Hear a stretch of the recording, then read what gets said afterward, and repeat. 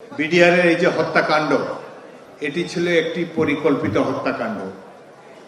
এর সাথে জড়িত ছিল আমাদের প্রতিবেশী রাষ্ট্র এবং এর সাথে সংশ্লিষ্ট ছিল আওয়ামী লীগের নেতৃবৃন্দ, প্রধানমন্ত্রী এবং অন্যান্য গুরুত্বপূর্ণ ব্যক্তিরা। এই ঘটনা ঘটার ৩-৪ দিন আগেই এই হত্যাকারীরা মিটিং করেছে আওয়ামী লীগের এমপি তাপস, নানক ইত্যাদির সাথে, এবং সম্ভবত অনির্বাচিত প্রধানমন্ত্রীর সাথেও তাদের দেখা হয়েছে, যেই কারণে প্রধানমন্ত্রী এই ঘটনার আগের রাত্রে বিডিআরে যেই একটি নৈশভোজ ছিল সেখানে তিনি অংশগ্রহণ করেননি। এই হত্যাকাণ্ডটি ছিল অত্যন্ত মর্মান্তিক। এই হত্যাকাণ্ড ঘটানো হয়েছে আমাদের সামরিক বাহিনীকে দুর্বল করার জন্যে, বিডিআরের মনোবল ভেঙে দেওয়ার জন্যে।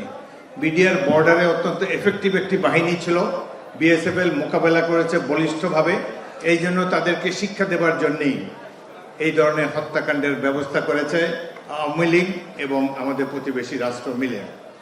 এখানে মিডিয়ার অনেক সদস্য উপস্থিত রয়েছেন, তাদের উদ্দেশ্যে আমি একটি কথা বলতে চাই। এই ঘটনার পরপর কিছু উল্টাপাল্টা প্রচারণা হয়েছে মিডিয়াতে। সামরিক প্রত্যেকটি সদস্য বিডিআর আর্মির তারা শপথ নেয় এবং একটি আইনের দ্বারা, বিধিবদ্ধ সংস্কার দ্বারা অন্তর্ভুক্ত থাকে।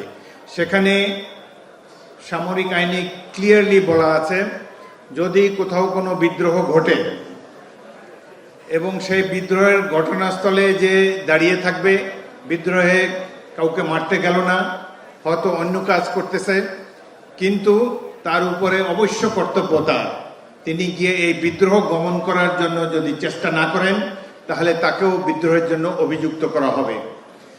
এখন অনেক লোক মুক্তি পেয়ে গিয়েছে, জেল থেকেও মুক্তি পেয়েছে, অনেকে কোর্টে গিয়ে বলে আমরা তো নিরপরাধ, কিন্তু সামরিক আইন অনুসারে ওই দিন কোনো বিডিআর সদস্য যদি গাড়ি চালিয়ে থাকে, যদি কুক হাউসে কাজ করে থাকে, হাসপাতালে ডিউটি করে থাকে, অন্যত্র কোথাও ডিউটি করে থাকে, কিন্তু তিনি যদি এই বিদ্রোহ দমন করার জন্য কোনো পদক্ষেপ গ্রহণ না করেন তাহলেও তিনি বিদ্রোহী হিসাবে অভিযুক্ত হবেন, তার শাস্তি মৃত্যুদণ্ড।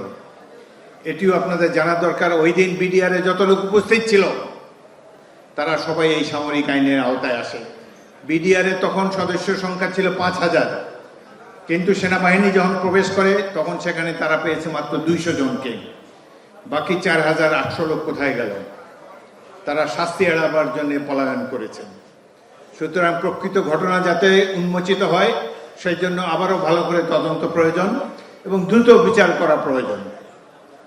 আমরা যুদ্ধ করে ৭১ সালে এই দেশটি স্বাধীন করেছিলাম। বিডিআর সামরিক বাহিনীর সাথে সাথে মুক্তি বাহিনীতে গুরুত্বপূর্ণ ভূমিকা রেখেছে। যেদিন রাজনীতিবিদরা ব্যর্থ ছিলেন সেদিন আমাদের নেতা জিয়াউর রহমান ১৯৭১ সালে ২৬শে মার্চ চট্টগ্রাম থেকে স্বাধীনতার ঘোষণা দেন এবং মুক্তি বাহিনী গড়ে তোলেন। ৯ মাস যুদ্ধের পর আমরা স্বাধীনতা অর্জন করি।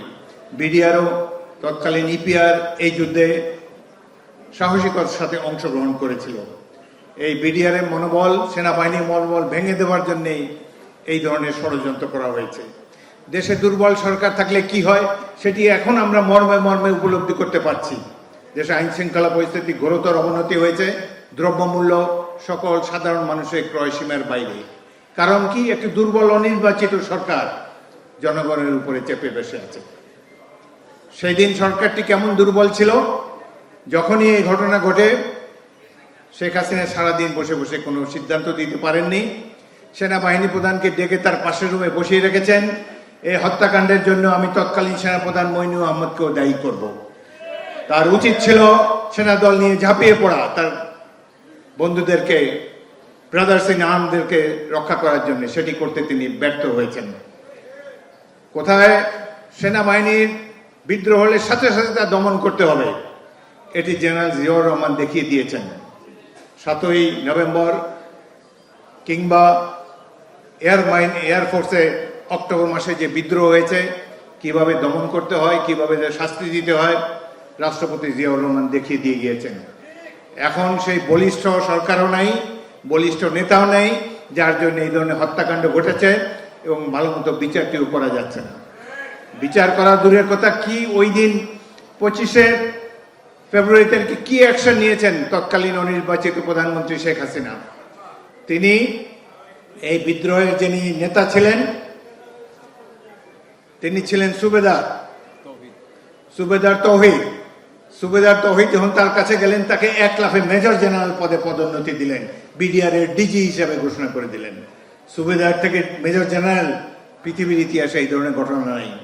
তাদেরকে শেরাটন থেকে এনে খাবার খাওয়ালেন, জিজ্ঞাসা করলেন না যে আমার বন্দী অফিসাররা কোথায় আছে। সাহারা খাতুনও গেলেন সন্ধ্যার পরে। এই ধরনের স্বরাষ্ট্রমন্ত্রী কেন বানানো হয়? কারা তাকে বানিয়েছে? তিনি বাংলাদেশের কোন দলের নির্বাচিত স্বরাষ্ট্রমন্ত্রী ছিলেন না। প্রতিবেশী রাষ্ট্র তাকে এই ধরনের দুর্বল স্বরাষ্ট্রমন্ত্রী রেখেছে, দুর্বল সরকার রেখেছে, অনির্বাচিত সরকার রেখেছে, যাতে প্রায়শ এই ধরনের হত্যাকাণ্ড ঘটানো যায়। এক বৃহৎ ষড়যন্ত্রের দ্বার প্রান্তে আমরা দাঁড়িয়ে আছি। বন্ধুরা, ষড়যন্ত্র শেষ হয়ে যায় নাই, এখনো অনেক পানি বয়ে যাবে বুড়িগঙ্গায়। আমরা বিএনপি 17 বছর ধরে সংগ্রাম করেছি। জনাব তারেক রহমানের নেতৃত্বে এই স্বৈরাচারকে আমরা বিদায় করেছি। আমি বিএনপির সকল নেতাকর্মীকে আন্তরিক অভিনন্দন জানাই অগাস্ট এবং জুলাই মাসে বিপ্লবে অভ্যুত্থানে অংশগ্রহণ করার জন্য। আমরা সফলভাবে তাদেরকে তাড়িয়েছি, কিন্তু এখনো আরো সংগ্রাম হয়তো আমাদেরকে করতে হতে পারে। আপনারা প্রস্তুত থাকেন। জিয়াউর রহমান নাই, কিন্তু তার আদর্শের দল বিএনপি আছে। বাংলাদেশি জাতীয়তাবাদের পতাকা বহনকারী হিসাবে আমরা প্রতিবেশী রাষ্ট্র কিংবা অন্য যে কোনো রাষ্ট্রের ষড়যন্ত্র থেকে মুক্ত করার জন্য আবারও আমরা রাজপথে নামব। প্রয়োজন হলে আবারও আমরা সংগ্রাম করব, যাতে করে আমাদের স্বাধীনতা সার্বভৌমত্ব সবসময় অক্ষুণ্ণ থাকে। আমরা শক্তিশালী সরকার চাই, দুর্বল সরকার আর দেখতে চাই না। অতি দ্রুত সম্ভব নির্বাচন দেখতে চাই, এবং যেই সরকার সকল প্রতিবেশী বা অন্যান্য পরশক্তি ষড়যন্ত্র মোকাবেলা করতে পারে, এই ধরনের সরকার হতে পারে কেবলমাত্র নির্বাচিত সরকার। আমরা সেই ধরনের সরকারের প্রতীক্ষা রইলাম।